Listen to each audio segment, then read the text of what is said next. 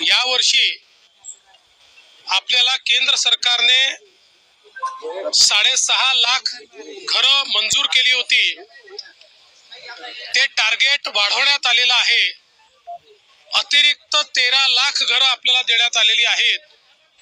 एकूण आपण विचार केला तर जवळपास या वर्षी केंद्र सरकारच्या वतीनं महाराष्ट्रातल्या गरिबांकरता, कच्च्या घरात राहणाऱ्यांकरता, बेघरांकरता एका वर्षात 20 लाख घरं देण्याची अनाउन्समेंट आताच केंद्रीय ग्राम विकास मंत्री आदरणीय शिवराज सिंग चौहान साहेबांनी केलेली आहे।